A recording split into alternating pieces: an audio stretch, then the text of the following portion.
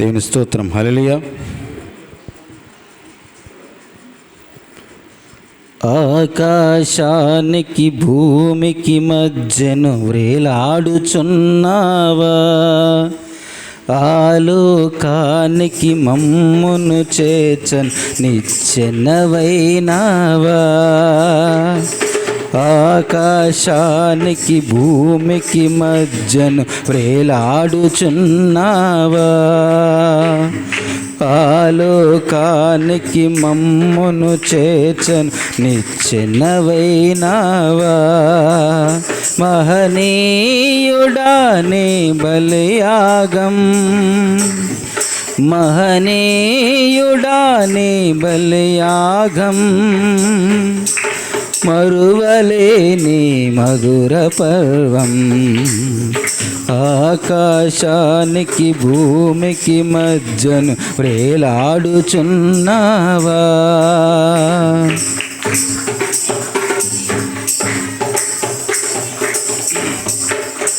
పెడరెక్కలు విరిచి కట్టినా, మెడబట్టి నెట్టినా, అపహాస్యము చేసి తిట్టినా, ముసిగేసి కొట్టినా. పెడరెక్కలు విరిచి కట్టినా, మెడబట్టి నెట్టినా, అపహాస్యము చేసి తిట్టినా, ముసిగేసి కొట్టినా, మౌనంగానే సహించితివా, మౌనంగానే సహించితివా, నా శిక్షను భరించితివా. ఆకాశానికి భూమికి మధ్యను వ్రేలాడుచున్నావా, ఆకాశానికి భూమికి మధ్యను వ్రేలాడుచున్నావా.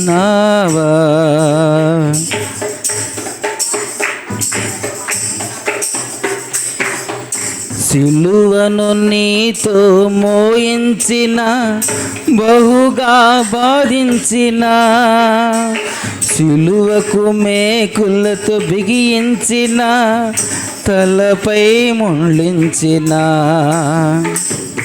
సిలువను నీతో మోయించిన, బహుగా బాధించిన, సిలువకు మేకులతో బిగించిన, తలపై ముళ్ళించిన.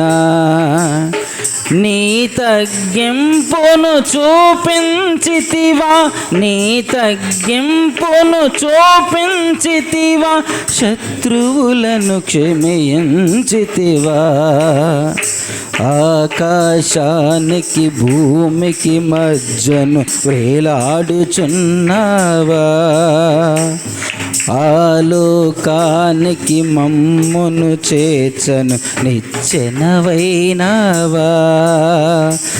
మహనీయుడా నీ బలియాగం, మహనీయుడా నీ బలియాగం, మరువలేని మధుర పర్వం.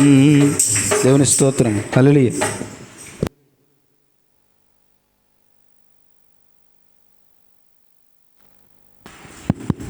8వ వచనం వరకు, అంటే ఆఖరి వచనం ఒకసారి చదవండి. 8వ వచనం. వాడు దిగ్గున లేచి నిలిచి నడిచెను, నడుచుచు గంతులు వేయచ్చు, దేవుని స్తుతించుచు, వారితో కూడా దేవాలయంలోకి నడుచుచు దేవుని స్తుతించుట ప్రజలందరూ చూచి, శృంగారమును దేవాలయపు ద్వారమునొద్ద భిక్షము కొరకు కూర్చున్నవాడు వీడే అని గుర్తెరిగి, వానికి జరిగిన దానిని చూచి విస్మయంతో నిండి పరవశులైరి. చదువుదాం. వాడు పేతురును యోహానును పట్టుకొని ఉండగా ప్రజలందరూ విస్మయముందిరి. సొలొమోను మండపమున ఉన్నవారి యొద్దకు గుంపుగా పరిగెత్తి వచ్చిరి. పేతురు వీరిని చూచి ప్రజలతో ఇట్లనెను, ఇశ్రాయేలీయులారా, వీని విషయమై ఎందుకు ఆశ్చర్యపడుచున్నారు? శక్తి చేతనైనను భక్తి చేతనైనను నడవని వీనికి బలమిచ్చినట్లుగా మీరెందుకు మా తట్టు తేరి చూచుచున్నారు? అబ్రహాము, ఇస్సాకు, యాకోబు అని వారి దేవుడు, అనగా మన పితరుల దేవుడు తన సేవకుడైన యేసును మహిమపరచి ఉన్నాడు. మీరు ఆయనను అప్పగించితిరి. పిలాతు ఆయనను విడుదల చేయుటకు నిశ్చయించినప్పుడు మీరు అతని ఎదుట ఆయనను నిరాకరించిరి. మీరు పరిశుద్ధుడును నీతిమంతుడునైన వానిని నిరాకరించి నరహంతకుడైన మనుషుని మీకు అనుగ్రహింపమని అడిగితిరి. మీరు జీవాధిపతిని చంపితిరి కానీ దేవుడు ఆయనను మృతుల్లో నుండి లేపెను. అందుకు మేము సాక్షులము. ఆయన నామమునందలి విశ్వాస మూలముగా ఆయన నామమే మీరు చూచి ఎరిగి ఉన్న వీనిని బలపరిచెను. ఆయన వలన కలిగిన విశ్వాసమే మీ అందరి ఎదుట వీనికి ఈ పూర్ణ స్వస్థత కలుగజేసాను. సహోదరులారా, మీరును మీ అధికారులను తెలియక చేసిదరని నాకు తెలియను. అయితే దేవుడు తన క్రీస్తు శ్రమపడునని సమస్త ప్రవక్తల నోట ముందుగా ప్రచురపరిచిన విషయములను ఎలాగూ నెరవేర్చెను అనే మాట ఆగుదాం. అనే మాటను మనం చదువు కదా. ఆఖరికి ఏం చదువు పద్మ? ఆఖరికి ఏం చదువు?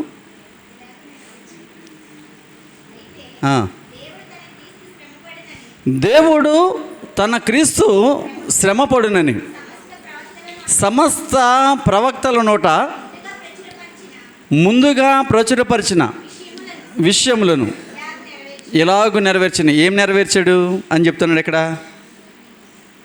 ఏం నెరవేర్చాడు అన్నాడు? ఇలాగ నెరవేర్చడం అంటే ఏంటి? వేటిని నెరవేరుస్తాడన్నాడు? ముందుగా క్రీస్తు శ్రమపడునని ఎవరి నోట ఉంచాడు? ప్రవక్తల నోట ఉంచినటువంటి మాట ఎలాగూ ఈ పై విషయాలని చెప్పుస్తూ ఎలాగూ నెరవేర్చబడినని చెప్తాడు. గమనించండి ప్రియులరా, బైబిల్ గ్రంథాన్ని చాలామంది బైబిల్ పండితులు ఏమంటారంటే ఇది ప్రవచనముల గ్రంథం అంటారు. బైబిల్ గ్రంథం ఏమంటారు? It is a prophetical book అంటారు. అంటే అది కొంచెం మించు ఆ బైబిల్ గ్రంథంలో 2500 పైచీలకు ఏమున్నాయంటే ప్రాఫిట్స్ ఉన్నాయి, ఆ ప్రవచనాలు ఉన్నాయి. 2500 పైచీలకు ప్రవచనాలు ఉన్నాయి. మనకు అర్థం కాదు. మనం చాలా సందర్భాల్లో చదువుతాం కానీ ఇది ప్రవచనము అనే సంగతి మనకు అర్థం కాదు. ఇకపోతే క్రీస్తు గురించి ప్రత్యేకించి 300 సుమారు ప్రవచనాలు ఉన్నాయి. క్రీస్తు గురించి ప్రవక్తల నోట ఉంచినటువంటి మాటలు 300 పైచీలకు క్రీస్తు గురించి ప్రవచనాలు ఉన్నాయి. అందుకనే పేతురు గారు ఈయన పరిచర్యలో ఆ ప్రవచనాన్ని కోట్ చేస్తుంటాడు ప్రతి సందర్భం. చూడండి, అంతకుముందు విద్య లేని పామరుడిగా ఎంచబడ్డాడు. తర్వాత అవిశ్వాసిగా క్రీస్తు దగ్గర బలహీనుడిగా తన విశ్వాస జీవితాన్ని కొనసాగించాడు శిష్యరికాన్ని. అయినప్పటికీ తండ్రి అయిన దేవుడు తన కుమారుడైన యేసుక్రీస్తు వారిని పంపినటువంటి ఆ యజ్ఞాన్ని పూర్తి చేయడానికి, తర్వాత ఎవరినైతే ఏర్పరచుకున్నాడు శిష్యులు, ఆ శిష్యులకు ఆ పనిని అప్పగించడానికి దేవుడు తన కుమారుడైనటువంటి యేసుక్రీస్తు వారిని బలి ఇవ్వడం ద్వారా తర్వాత ఆరోహణమైన తర్వాత పరిశుద్ధాత్ముడు అంటే క్రీస్తు ఆత్మే, అది క్రీస్తు ఆత్మని చెప్పడానికి బలమైన కారణం ఏంటంటే వీరు ఏ కార్యం చేసినా క్రీస్తు నామమున అని చెప్పడానికి అంటాడు కదా.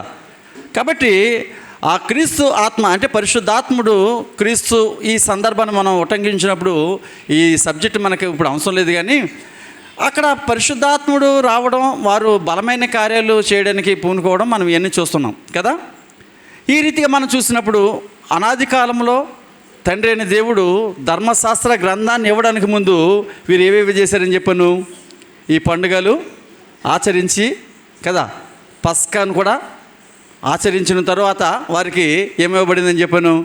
ధర్మశాస్త్ర గ్రంథం ఇవ్వబడిందని చెప్పాను. తర్వాత ఇవనండి, ధర్మశాస్త్ర గ్రంథం ఇవ్వబడిన తరువాత అనేక సంవత్సరములు వారు భూమి మీద బ్రతికిన తర్వాత కొంతకాలానికి తండ్రి అయిన దేవుడు తన మాటను తన ప్రజలకు ఏం చేశాడు?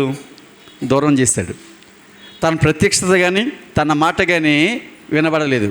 ఎంతకాలం అంటే అది కూడా సుమారుగా 400 సంవత్సరాలు అనే విషయాన్ని బైబిల్ పండితులు చెప్తాడు. సరే, ఈ కాలం గురించి మనం లోతుగా ఆలోచించడానికి కూడా మన జ్ఞానం సాలదు. కానీ ఎందుకంటే పాత నిబంధన కాలాన్ని అంచనాలు వేయడానికి ఎవరికి ఉన్నటువంటి జ్ఞానము చాలదు. ఇది బాగా గుర్తించాలి. సరే, ఆ 400 సంవత్సరాల గ్యాప్ తర్వాత ఎవరు వచ్చారు? చూడండి, యేసుక్రీస్తు వారు వచ్చారు. యేసుక్రీస్తు వారు వచ్చిన తర్వాత పరిశుద్ధాత్ముని ఈ లోకానికి పంపించడానికి యేసుక్రీస్తు వారిని ఎలా పంపించాడంటే, ఆనాడు మన ఇజ్రాయేలీలు ఆ ఐగుప్తు దేశం నుండి, ఆ శ్రమల కొలుముల నుండి దాటిపోయినప్పుడు ఎలాగైతే పస్కాను వారు భుజించారో, పస్కా అనగా ఏంటి? పస్కా అంటే ఏంటి అర్థం? దాటిపోవుట అంటే ఆ పస్కా దేన్ని చూపిస్తుందని చెప్పాను? చెప్పండి. మరణానికి సంకేతకంగా ఉందని కూడా చెప్పాను. చాలా విషయాలు మనం మాట్లాడుకుంటూ వస్తున్నాం. అయితే ఇక్కడ జరుగుతున్నటువంటి ఈ పస్కా ఎవరిని ఉద్దేశించి అంటే యేసుక్రీస్తు యొక్క మరణాన్ని ఉద్దేశించి. అందుకనే అపోస్తలుడైన పౌలు కొరింథీకి రాసినటువంటి మొదటి పత్రికలో 5వ అధ్యాయము 6వ వచనం అనుకుంటా, ఒకసారి చూద్దాం. మీరు అతిశయపడుట మంచిది కాదు. 7వ వచనమే. 6 చదువుతున్నారా? 7 చదవండి. మీరు పులిపిండి లేనివారు గనుక క్రొత్త ముద్ద అవుటకై ఆ పాతదైన పులిపిండిని తీసి పారవేయుడి. అంతేగాక క్రీస్తు అను మన పస్కా పశువు వధింపబడిను అనేటువంటి సందర్భాన్ని మనం చూస్తాం. అంటే క్రీస్తును ఎలా పంపించాడంటే పస్కా పశువుగా, అంటే ఒక పశువును వధించి వారి పాపాలకు ప్రక్షాళన చేసుకోవడం మనం పాత నిబంధన ధర్మశాస్త్ర గ్రంథంలో చూస్తాం. ఇక్కడ మనం చూసినప్పుడు ధర్మశాస్త్ర గ్రంథాన్ని నెరవేర్చిన వాడుగాను, ధర్మశాస్త్ర గ్రంథానికి పరిపూర్ణమైన వాడుగాను క్రీస్తు వారు అప్పగించబడుతున్నాడు. ఆ అప్పగింపబడిన క్రీస్తు పస్కా పశువుగా బలి అయ్యి పరిశుద్ధాత్ముడు మన మధ్యకు రాబోతున్నాడు. ఆ సంఘటనలు మనం విన్నాం. అందుకనే ఈరోజు మనం చదివినటువంటి నిన్నంటే శనివారం నాడు చదివినటువంటి వాక్య భాగంలో ఆ 3వ అధ్యాయాన్ని ప్రారంభించి పేతురు గారు ఆ శృంగారము అనేటువంటి ఆ దేవాలయపు ద్వారం వద్ద ఆ కుంటివాడిని బాగు చేయడం అనేటువంటి విషయాన్ని మనం జ్ఞాపకం చేసుకున్నప్పుడు, అంతకుముందు అనేక అద్భుత కార్యాలు చేశారు అపోస్తలులు అని చదివాం కదా. అనేక అద్భుత కార్యాలు చేశారని చదివాం. కానీ అనేక అద్భుత కార్యాలు చేశారన్న దాంట్లో ప్రత్యేకించి ఈ యొక్క అద్భుత కార్యాన్ని మాత్రమే ఎవరు మెన్షన్ చేస్తున్నారు? ఇక్కడ ఎవరు మెన్షన్ చేస్తున్నారు చెప్పండి? లూకా గారు కదా. లూకా గారు ఈ అపోస్తల కార్యాల గ్రంథంలో 3వ అధ్యాయంలో జరుగుతున్నటువంటి దేవాలయం దగ్గర ఆ పుట్టుకతో కుంటువాడైనటువంటి ఆ సంఘటనను మెన్షన్ చేయడానికి గల కారణం ఏంటి అని ఆలోచన చేస్తే, అంటే పరిశుద్ధాత్ముడు ప్రతి సందర్భాన్ని, ఏదైనా ఒక సందర్భాన్ని మనకు తెలియచేయాలనుకున్నప్పుడు ఎన్నో సంఘటనలు జరిగినా కానీ అందులో ఒక శ్రేష్టమైన దానిని ఎన్నుకోవడానికి గల కారణం ఏంటంటే ఒక బలీయమైన ఉద్దేశాన్ని మనకు చెప్పడానికి, ఆయన బలీయమైనటువంటి ఉద్దేశాన్ని మనకు చెప్పడానికి, అంతేగాని స్వస్థత గురించి చెప్పడానికి కాదు. ఎందుకంటే స్వస్థతలు అనేకం చేశారని చెప్పాడు కదా. మన 3వ అధ్యాయంలో అపోస్తలుల ద్వారా దేవుడు అనేక స్వస్థత కార్యాలు జరిగించాడని చదువుకున్నాం కదా, చదివామా? కాబట్టి మరి ఈ స్వస్థత కార్యాన్ని ఎంచడానికి గల కారణం ఏంటి అంటే, దేవుడు వారికి ఇచ్చినటువంటి భారమైనటువంటి పని ఏంటంటే పరిచర్య. స్వస్థత వరాలు కాదు, వినండి, స్వస్థత వరాలు కానే కాదు. మరి స్వస్థత వరాలు ఎందుకున్నాయి అంటే, యేసుక్రీస్తు వారు కూడా స్వస్థతలు ఎందుకు చేశారంటే, నేను దేవుని చేత పంపబడినటువంటి దేవుని కుమారుడను అని చెప్తే ఎవరు నమ్ముతారా? ఆయన అన్ని అద్భుతాలు చేస్తేనే నమ్మలేదు కదా.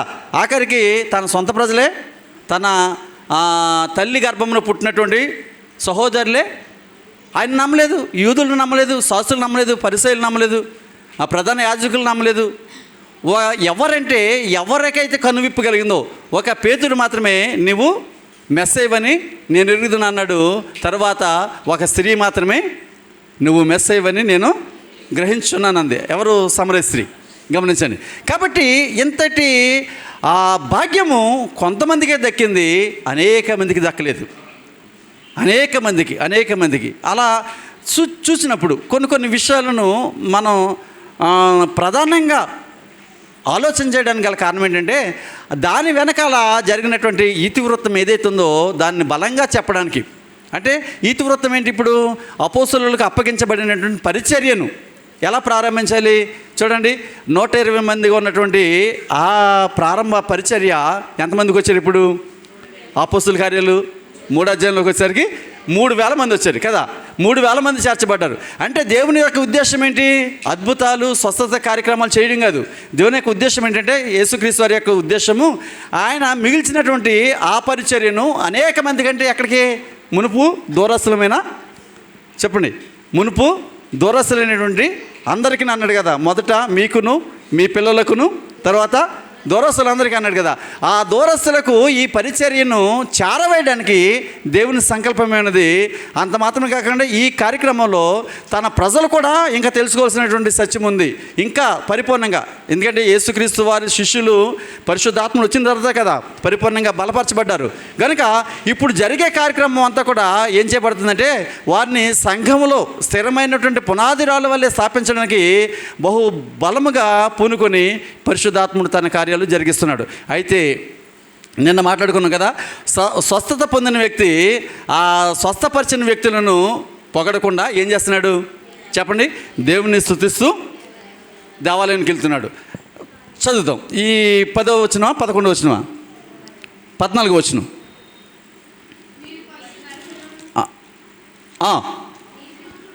అబ్బా 14 ఏది 3వ అధ్యాయము 14. అనేక మంది సమకూర్చబడాలంటే అక్కడ ఏముండాలి చెప్పండి? ఏముండాలి? ప్లేస్ ఉండాలి కదా. నిన్నటి దినాన్ని మనం చెప్పుకున్నాం. వాడు ద్వారము బయట ఉండడం, తర్వాత ఆ ఆలయానికి ఈ ప్రహారీకి ఈ ద్వారము ఉన్నటువంటి స్థలానికి మధ్యలో ఏముందని చెప్పుకున్నాం చెప్పండి? కొంత ప్రాంగణం ఉందని చెప్పుకున్నాం కదా.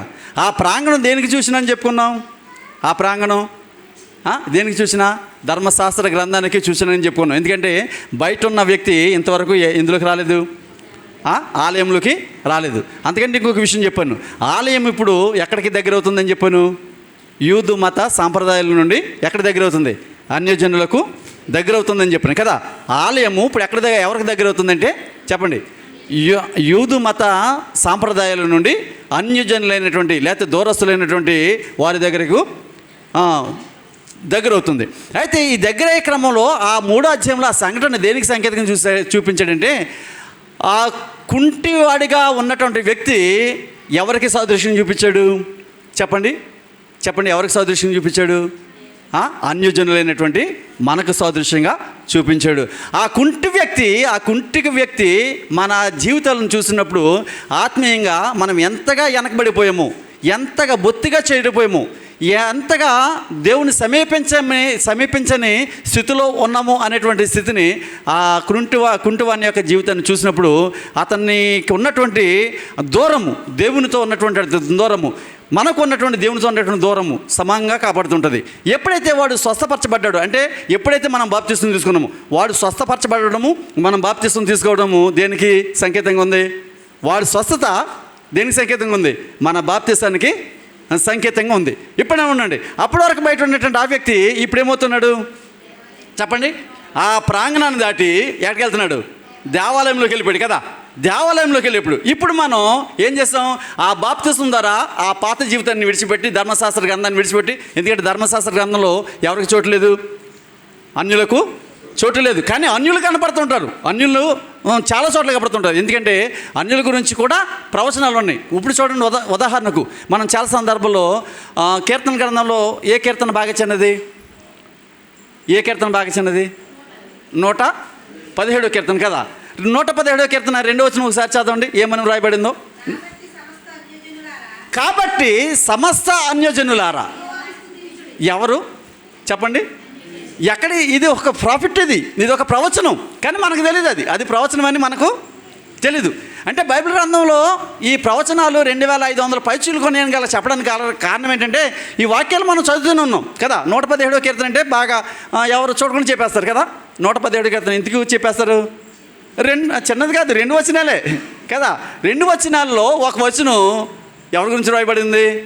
అన్యజనులారా యెహోవాను స్తుతించడని చెప్పిన మాట ఇప్పుడేమవుతుంది చెప్పండి? ఇప్పుడేమవుతుంది? నెరవేర్చబడింది. ఇప్పుడు మనం చూసినట్టు సంఘటన నెరవేర్చబడే కాలం వచ్చింది. ఇప్పుడు మన మధ్యకి వచ్చేసరికి నెరవేర్చబడిపోయింది కదా. అయితే వాడు మందిరంలోకి వెళ్ళి దేవుని స్తుతించి మళ్ళీ అక్కడికి వచ్చాడు చెప్పండి. వీరు ప్రాంగణంలోకి వచ్చారు. ఎక్కడికి?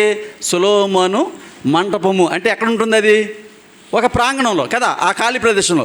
అక్కడికి ఎందుకు వచ్చారంటే వీరు ఉద్దేశం ఏంటి? స్వస్థపరచబడడం కాదు. స్వస్థత ద్వారా దేవుని సువార్తను ఎవరికి చేరవేయాలి చెప్పండి? దేవుని దగ్గరికి వస్తే ఇప్పుడు కూడా మనం చాలామందితో చెప్తాం, అమ్మ నువ్వు దేవుని దగ్గర దేవుడు తప్పనిసరిగా నీకు మేలు చేస్తాడు, నేను స్వస్థపరుస్తాడని చెప్తాం కదా. ఎందుకు స్వస్థపరుస్తాడు అంటే దేవుడు నిన్ను స్వస్థపరచడం ద్వారా దేవుడు చేసిన మేలును బట్టి నీ జీవితాన్ని నువ్వు మార్చుకుంటావని. అంతేగాని దేవునికి ఏదో నువ్వు మేడలు మిద్దులు ఇచ్చేస్తావని కాదు దేవుని ఉద్దేశం. ఎందుకంటే మనం ఏమిచ్చినా ఆయన రుణం తీర్చలేం. ఓ భక్తుడు ఏమన్నాడు? వేలాది నదులంతా విస్తారమైన తైలం కానీ వివేళ పొట్టేళ్ళను కానీ రిఫరెన్స్ చెప్పగలరా మీరు? చెప్పండి. రేపు చెప్తారా? రేపు చెప్పండి. బాగా పాతది కదా. కాబట్టి అలా ఇవ్వగలమంటే ఇవ్వలేం. కానీ దేవుడు ఏమడిగాడు? విరిగి నలిగిన నీ హృదయాన్ని ఇమ్మన్నాడు. దేనికి? నిన్ను నువ్వు సరి చేసుకోవడానికి, నీవు దేవుడు అనుగ్రహించేటువంటి ఆ నిత్యరాజ్యాన్ని పొందడానికి, దేవుడు చేసినటువంటి ప్రతి మేలును బట్టి ఆయనకు కృతజ్ఞత కలిగి జీవించడానికి ఇత్యాది విషయాలు మనకు రాయించడం జరిగింది. అయితే అక్కడ వారందరూ గుమ్ముగుడు రావడం చూశారు. ఎందుకంటే ఆ బాగుపడినటువంటి ఆ వ్యక్తి పేతురు యోహానులను పట్టుకుని ఏం చేస్తున్నాడు? దేవుని స్తుతిస్తున్నాడు. వారిని పట్టుకుని ప్రైజ్ చేయడం లేదు, వారిని గొప్ప చేయడం లేదు. ఇదంతా చూసి వారు విస్మయం ఉంది. 2 సార్లు ఆ సందర్భాన్ని మనం 2 సార్లు చూద్దాం. చూడండి 10వ వచనంలో కూడా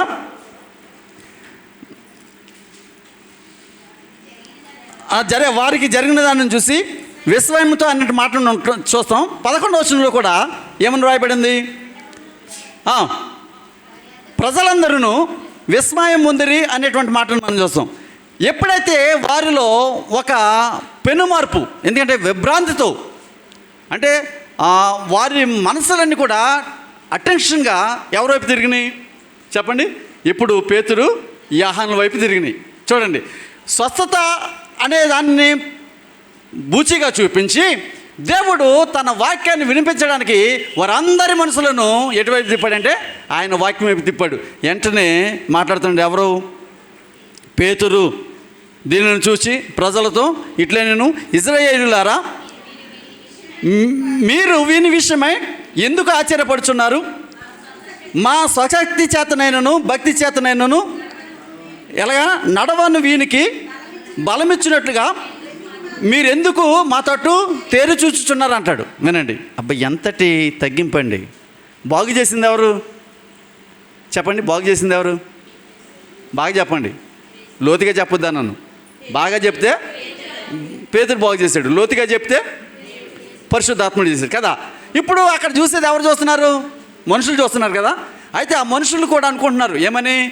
దేవుడు చేశారా, వీడు చేశారా? అయితే వాడు అంటున్నాడు నాకు దేవుడే ఈ గొప్ప కార్యాలు చేశారని చెప్పేసి అంటున్నాడు. వారందరూ విస్మయంతో అక్కడికి వచ్చినప్పుడు అని అన్నాడు, మా స్వశక్తి చేత కానీ మా భక్తి చేత కానీ ఈ కార్యము జరగలేదు.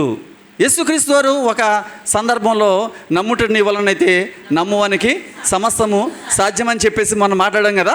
అంటే ఎవరికి సాధ్యమవుతుంది? ఎవరైతే నమ్ముతారో వారికి మాత్రమే ఆ ధన్యత కలుగుతుంది. ఇక్కడ మనం చూసినప్పుడు వాడు నమ్మాడు, దిగ్గున లేచాడు. నడవమనగానే చెయ్యవగానే యేసుక్రీస్తు వారు కూడా ఒకరికి చేయించినట్టుగా మనం లోక సువార్తలు చదివాం కదా, పోయిన ప్యారిస్ పాస్టర్ గారు వచ్చిన ఆదివారం కదా. ఇక్కడ మనం చూసినప్పుడు అదే ప్యారిస్ పాస్టర్ గారు వచ్చిన ఆదివారం కాదు, మొన్న ఆనందరావు గారు చెప్పారు చాలా జాగ్రత్తగా. కాబట్టి యేసుక్రీస్తు వారు ప్రార్థన వలననే సాధ్యం అన్నారు తన శిష్యులతో కూడా.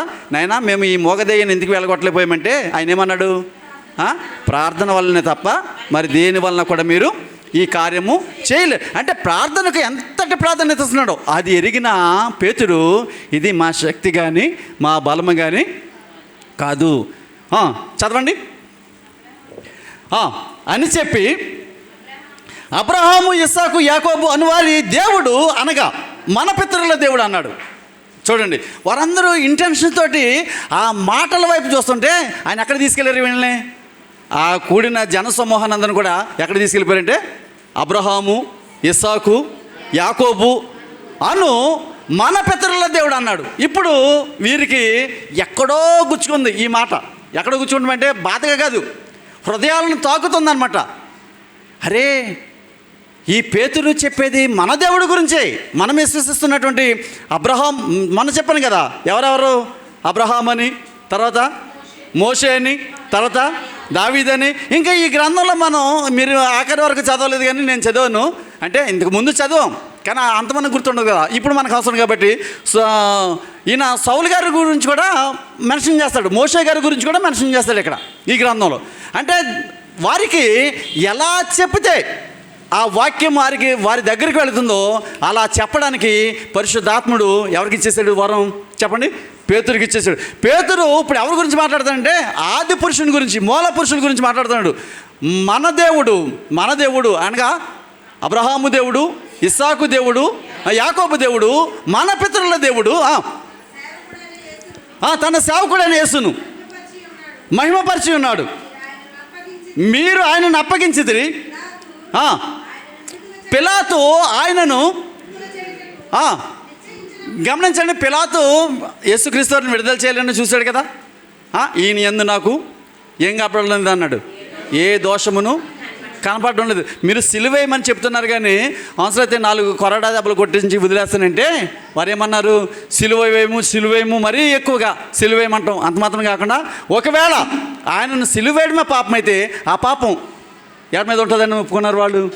మా మీద, మా పిల్లల మీద ఉండుగాక. కానీ నువ్వు మాత్రం యేసుక్రీస్తును సిలువేయడం ద్వారా నీకు ఎటువంటి పాపం అంటదు. ఒకవేళ పాపం అనుకుంటే అది మాకు మా పిల్లలకు ఉంటుంది. చూడండి, అందుకనే నేటికి కూడా ప్రియులారా ఆ పాపము అలా నిలిచే ఉంది. కేవలము దేవుని కృపచేతే మనం నీతిమంతులుగా తీర్చబడుతున్నాం కానీ మన తండ్రులు చేసిన పాపము పిల్లల మీదకి, పిల్లలు చేసిన పాపము వారి పిల్లల మీదకి ఇలా కొనసాగుతూ ఉంది. అందుకని దేవుడు తన రక్తము చేత మన పాపాలను కడిగి ఎప్పుడైతే ప్రాయశ్చిత్తం నిమిత్తము యేసుక్రీస్తు వారి పాదాల చెంతకు వచ్చి నువ్వు శరణు పెడతావో అప్పుడు నీ పాపంలోకి విడుదల, ప్రాయశ్చిత్తం కలుగుతుంది. ఇక్కడ అన్నారు ఏమని, మీరు హంతకుడైనటువంటి ఎవరిని, పిలాతు యేసుక్రీస్తు వారిని విడుదల చేయాలని ఆలోచన చేస్తే మీరు ఎవరిని కోరుకున్నారు చెప్పండి, చదవండి. అక్కడ నిరాకరించితిరి.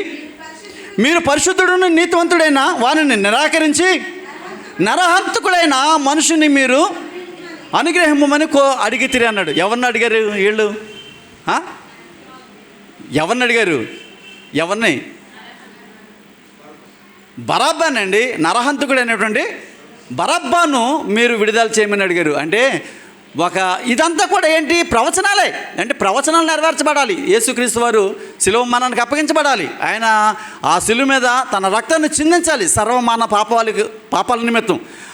ప్రతి పాపమును ఆయన శిలువ రక్తం చేత కడగబడాలి, ప్రతి మనిషి పాపం.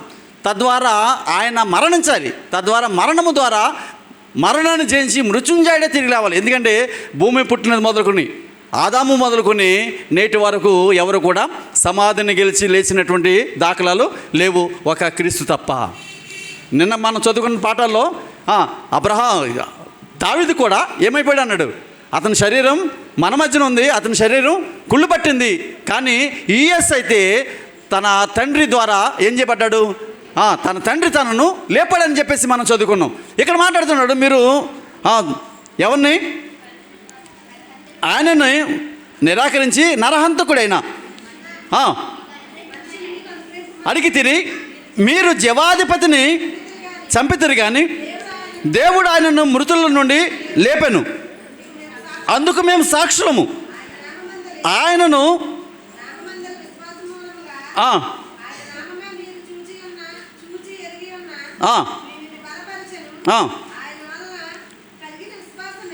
ఆయన వలన కలిగిన విశ్వాసమే ఎలాగా మీ అందరి ఎదుట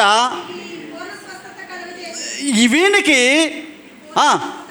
పూర్ణ స్వస్థత కలుగజేసానని చెప్పాడు. అంటే ఈ స్వస్థత ఎవరి వల్ల కలిగిందంటే మీరు అనుకున్నట్టు మా వల్ల కానీ మా భక్తి వలన కానీ కాదు. అంటే మన భక్తి వలన, ఒకని భక్తి వలన ఇంకొకరిని ఏం చేయలేము చెప్పండి, స్వస్థపరచలేము అనేది పక్కన పెడితే ఏం చేయలేము, రక్షించలేము. రైట్.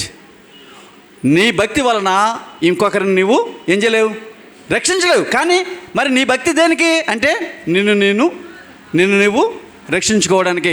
నిన్ను నువ్వు రక్షించుకుంటూ నీ భక్తిలో నీకు కలిగినటువంటి విశ్వాసం ఏదైతుందో ఆ విశ్వాస ప్రమాణాలను నీ ఇరుగు పొరుగు వానికి నువ్వు పంచాలి. అదే దేవుడు మనకు అప్పగించిన గురుతర బాధ్యత. నిన్ను వలే నీ పొరుగు వారిని, ఎందుకంటే నువ్వు మరణంలో నుండి జీవంలోకి దాటి ఉన్నావు అనేటువంటి విశ్వాసంలో నువ్వు ఉన్నావు. అలాగా నీలాగా నీ ఇరుగు పొరుగు వారు కూడా మరణంలో నుండి జీవంలోకి దాటాలి అనేటువంటి విశ్వాసంతో కొంతమందిని అగ్ని నుండి లాగినట్టు మనం లాగగలమే, కానీ ఏ మనిషిని కూడా మనం మన భక్తి చేత రక్షించలేము. కాబట్టి ఇక్కడ మాట్లాడుతున్నాడు, చదవండి, కంటిన్యూ చేయండి అన్నమాట. సహోదరులారా, మీరును మీ అధికారులను ఎలాగా తెలియక చేస్తారని నాకు తెలియని అన్నాడు. ఇప్పుడు ఎక్కడికి వచ్చేసాడు చెప్పండి, ఎక్కడికి వచ్చేసాడంటే వారి హృదయాలను తాగుతున్నటువంటి ఈ వాక్యము వారిని మరీ మెస్మరైజ్ చేస్తూ, సహోదరులారా మీరు చేసినటువంటి ఈ తప్పిదం ఏదైతుందో, మనము చేసినటువంటి ఈ తప్పిదం ఏదైతుందో అది ఎలా చేసామంటున్నాడు చెప్పండి, తెలియక. చూడండి, చాలా సందర్భాలు మనం కూడా అంటాం కదా, తెలుసో తెలవకో చేసేవాళ్ళారా అంటాం కదా. తెలుసో తెలవకో, నువ్వు తెలిసేసేసావు ఈ పని అన్నాం అనుకో, ఏమైపోతాడు చెప్పండి. నీకు తెలిసే చేసావు, నన్ను ఇలా నాశనం చేయాలని చేసావు అన్నాడు అనుకో. అంటే ఆ స్త్రీ కానీ పురుషుడు కానీ ఇంకా హర్ట్ అయిపోతారు. అది పోలే తెలుసో తెలియకో జరిగిందిలే, దాన్ని విడిచిపెట్టి అన్నమనుకో, అప్పుడు మన మీద ఆ వ్యక్తికి ఏం కలుగుతుంది, సదాభిప్రాయం కలుగుతుంది కదా. అంటే తెలియక చేశారు అనే మాట దేవుని మీద వారికి ఏం కలిగించింది, సదాభిప్రాయాన్ని కలిగించింది. ఓ తెలియక చేస్తాం కాబట్టి మనం అంటే తెలిసి చేయలేదు, తెలియక చేస్తాం, ఆయన ఎవరో అనేటువంటి విషయం మనకు తెలియదు. ఇంకా చాలా సత్యాలు మనం చూడొచ్చు. కాబట్టి మనము ఆయన మాటలు వినడానికి పరిశుద్ధాత్ముడు మనకి ఈ యొక్క సత్యాన్ని అనుగ్రహించి, ఈ సత్యాన్ని తెలియజేసి ఆయన సన్నిధికి చేరే భాగ్యం ఇచ్చాడు అనే మాటను ఆయన అక్కడ కోట్ చేస్తున్నారు. మీరును మీ సహోదరులను చూడండి, యోహాను సువార్తలో 16:3 ఏమని రాయబడి ఉంటుందంటే, యోహాను సువార్త 16:3 చూడండి. వారు ఎవరినెవరిని, వారు తండ్రిని నన్నును తెలుసుకొనలేదు కనుక ఎలాగూ చేయుదురు. అవి జరుగు కాలం వచ్చినప్పుడు నేను వాటిని గూర్చి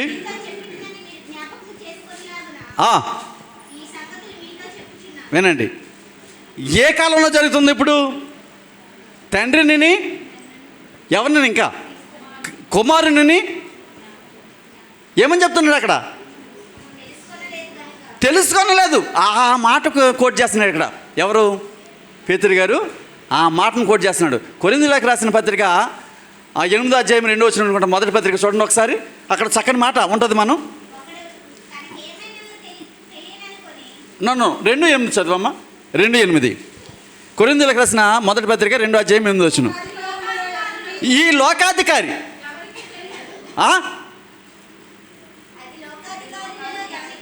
అది లోకాధికారులలో ఎవరికి తెలియదు, అది వారికి తెలిసిన ఎడల మహిమా స్వరూపయోగ ప్రభువును వారు ఏం చేయబోదురట, సిలువ వేయకపోదురు. ఇందును గూర్చి దేవుడు తను ప్రేమించి వారి కొరకు ఏమి సిద్ధము చేసెను అది కంటికి కనబడలేదు, ఆ చెవికి వినబడలేదు, మనుష్య హృదయానికి గోచరం కాలేదని ఎవరు మాట్లాడుతున్నారు చెప్పండి? అంటే మీరును మీ అధికారులను తెలియక చేశారు. ఏం తెలియక చేశారు అంటే క్రీస్తు చనిపోవడం ద్వారా సర్వ మానవాళికి పాప క్షమాపణ కలుగుతుందనే విషయం ఎవరికి తెలీదు? ఎవరికి చెప్పండి? అధికారులకే కాదు, మీకు మీ అధికారులుగా అన్నాడు కదా, వాళ్ళకే కాదు, సాతాను కూడా తెలియదు. దేవునికి స్తోత్రం చెప్దాం. సాతాను కూడా తెలుసుంటే క్రీస్తు మరణము ద్వారా సర్వలోకానికి పాప క్షమాపణ కలుగుతుంది అనే విషయం సాతాను కూడా తెలుసుంటే వీరి హృదయాలను ఏం చేసేవాడు? క్రీస్తుకు అనుకూలంగా మార్చి బరబ్బానే సిలువేయండి, బరబ్బానే సిలువేయండి, క్రీస్తును విడిచిపెట్టండి అందరు కదా. కానీ ఈ విషయం ఎవరికి తెలీదు? అధికారులకు తెలీదు, తర్వాత సాతాను కూడా తెలీదు. అందుకనే ఇక్కడ అన్నాడు చక్కని మాట, దేవుడు తను ప్రేమించే వారి కొరకు. తను ప్రేమించే వారంటే ఎవరు? ఇప్పుడు తను ప్రేమించేవారంటే ఎవరు? మనమే. ఎందుకంటే ఆయన మనల్ని ప్రేమించాడు. ఆ మనం అంటే ఎవరు? ఇప్పుడు సంఘము. మనము అనేది ఎప్పుడు కూడా దేన్ని కోట్ చేయాలి? సంఘానికి ఆపాదించాలి. సంఘంలో మనము ఎలా ఉన్నాం? ఒక పాత్రలుగా ఉన్నాం, అవయవాలుగా ఉన్నాం. కానీ సంఘం అనేటువంటి శరీరానికి శిరస్సు ఎవరంటే క్రీస్తు. ఆ సంఘాన్ని స్థాపించడానికి పరిశుద్ధాత్ముడు ఈ లోకానికి వచ్చాడు. స్థాపించబడిన సంఘంలో మనం ఉన్నాం. కాబట్టి ఇక్కడ అన్నాడు, దేవుడు తన్ను ప్రేమించే వారి కొరకు ఏమి సిద్ధము చేస్తానో అది వారికి కనబడలేదు, చెవికి వినబడలేదు, వారి హృదయానికి ఏం కాలేదు? గోచరము కాలేదు. తగిన కాలమందు ఈ రోజున ఆ రక్షణ ప్రణాళికను మనం చూస్తున్నాం, మన తనివి తీరా అనుభవిస్తున్నాం.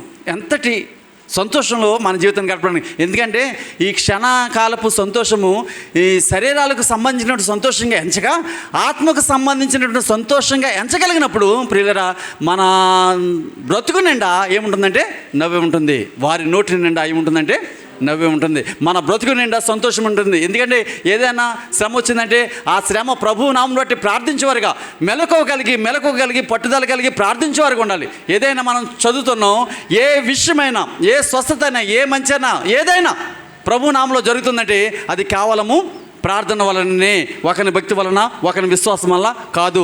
నీ విశ్వాసం వలననే, కేవలము నీ విశ్వాసం వలననే ఆ కార్యం జరుగుతుంది. యేసుక్రీస్తు మీద విశ్వాసం ఉంచినటువంటి ఒక సందర్భంలో ఆయన కూడా అక్కడ ఏమీ అద్భుతాలు చేయకుండా ఏం చేశాడు? పక్కకి వెళ్ళిపోయాడు. ఎందుకు అంటే అక్కడ జనము ఆయన మీద విశ్వాసము ఉంచలేదు. విశ్వాసం ఉంచినప్పుడు నీవేమీ పొందుకోలేవు. ఒక వ్యక్తిని ఏదైనా అడిగినప్పుడు నమ్మకంతో నువ్వు అడిగితే అది తప్పనిసరిగా ఒకరోజు కాకపోతే ఇంకొక రోజున పొందుకుంటావు. ఎవడు చేయదు అనే అవిశ్వాసం నువ్వు అడిగితే అవి అన్నిటికీ పొందుకోలేము. పైకి ఏమంటావు తెలుసా? నువ్వెవరు నాకు తెలుసులే.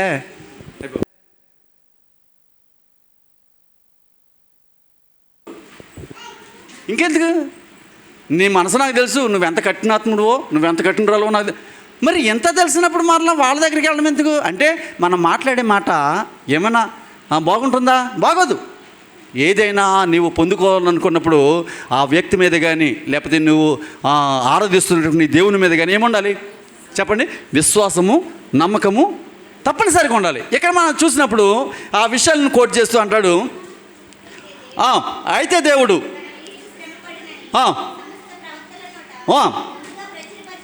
ముందుగా ప్రచురపరిచిన విషయములను ఇలాగూ నెరవేర్చాను. ప్రభువు సముఖము నుండి విశ్రాంతి కాలం వచ్చినట్లును మీ కొరకు నియమించిన క్రీస్తు యేసును ఆయన పంపునట్లును మీ పాపములు తుడిచివేయబడు నిమిత్తం. ఇదే మనం చెప్పుకుంటున్న విషయం. మారు మనసు నుండి తిరుగుడి, అన్నిటికీ కుదిరిబాటు కాలము వచ్చినని దేవుడు ఆది నుండి పరిశుద్ధ ప్రవక్తల నోట పలికించెను. చెప్పుకుంటున్నాం అంటే ఈ పరిశుద్ధ ప్రవక్తలు పలికినటువంటి ఈ ప్రవచనాలు ఏవైతున్నాయో అవి ఎక్కడ నెరవేరుతున్నాయి చెప్పండి? క్రీస్తు మరణం ద్వారా చాలా నెరవేర్చబడ్డాయి. అది మాత్రమే కాకుండా వాటిని కోట్ చేస్తూ ఏం చేస్తున్నారు వీళ్ళు, ఈ ప్రవచనం నెరవేర్చబడింది, ఈ ప్రవచనం నెరవేర్చబడింది, ఈ ప్రవచనం జరిగిపోయింది ఆల్రెడీ క్రీస్తు మరణం ద్వారా. వీటిని మీరు విశ్వసించలేదు, ఇప్పుడైనా వీటిని తెలుసుకోండి. ఆది నుండి తండ్రి అయిన దేవుడు తన కుమారుని గురించి తన ప్రవక్తల ద్వారా ఏ అయితే ప్రవచనాలు పలికించాడో అవన్నీ జరుగుతూ వస్తున్నాయి. ఇవిని మీరు గ్రహించాలి. మీరు గ్రహించక, మీకు ఈ జ్ఞానం లేక, మీ దేవుని యొక్క ఏర్పాటును గ్రహించకే మీరు దూరస్తులుగా ఉన్నారు. ఇప్పుడైతే మీరు దేవుని మహాకృప చేత మీకు మాత్రమే కాదు, దూరస్తులైనటువంటి ప్రతి ఒక్కరూ ఈ యొక్క రక్షణ ప్రణాళికలో చేర్చబడాలనే ఉద్దేశం కలిగి పరిశుద్ధాత్ముడు ఈ కార్యాలు జరిగిస్తున్నాడు అనేది చెబుతూ ఇంకా కింద అంటాడు ఏమనంటే, చదవండి. అంతం వరకు యేసు గమనించండి, ఇక్కడ మోషే గురించి మెన్షన్ చేస్తున్నాడు. మోషే ఇట్లా, నేను ప్రభు అయిన దేవుడు నా వంటి ఒక ప్రవక్తను మీ సహోదరుల నుండి మీ కొరకు పుట్టించును, ఆయన మీతో ఏమి చెప్పినను, మీరు ఆయన అన్ని విషయాల్లో మీరు ఆయన మాట వినవలెను. ఆ ప్రవక్త మాట విననివాడు ప్రజలలో ఉండకుండా సర్వనాశనమగునను. మరియు సమూయేలు మొదలుకొని, ఇక్కడ చూస్తున్నారా ఎవరి గురించి మాట్లాడుతున్నాడు? సమూయేలు. ఆయన ఎందుకు వచ్చాడు ఇక్కడికి అంటే, సమూయేలు ఇజ్రాయేలీలు కోరుకున్నప్పుడు ఎవరిని అభిషేకించాడు చెప్పండి? రాజులను అభిషేకించినటువంటి మూల పురుషుడిగా. అంటే ఒక రాజు, ఒక వ్యక్తి, ఒక సాధారణమైన వ్యక్తి ఒక రాజుగా తీర్చిదిద్దబడాలంటే దేవుని యొక్క అభిషేకం అవసరమని ఆనాడు తండ్రి అయిన దేవుడు ఎవరి ద్వారా? సమూయేలు ద్వారా. అంటే అప్పటి నుండి రాజులను అభిషేకించడం ప్రారంభం మనం చూస్తాం. ఈ మాట కూడా మెన్షన్ చేస్తున్నాడు. ఎవరు చెప్పండి? ఎవరు ఇక్కడ మాట్లాడేది ఎవరు? లోక గారు రాస్తున్నారు. మాట్లాడేది ఎవరండి? పేతురు గారు మాట్లాడుతున్నారు. ఈ మెన్షన్ చేసింది, కోట్ చేసింది లోక గారు, కానీ మాట్లాడుతున్నది ఎవరు? పేతురు గారు. చూడండి, అందుకనే ద్వితీయోపదేశకాండము 18వ అధ్యాయము 16 నుంచి ఒకసారి 19 వరకు చూడండి. ద్వితీయోపదేశకాండము 18వ అధ్యాయము, ద్వితీయోపదేశకాండము 18వ అధ్యాయము 16 వచనం నుండి. చెప్పితివి ఆ సమయమున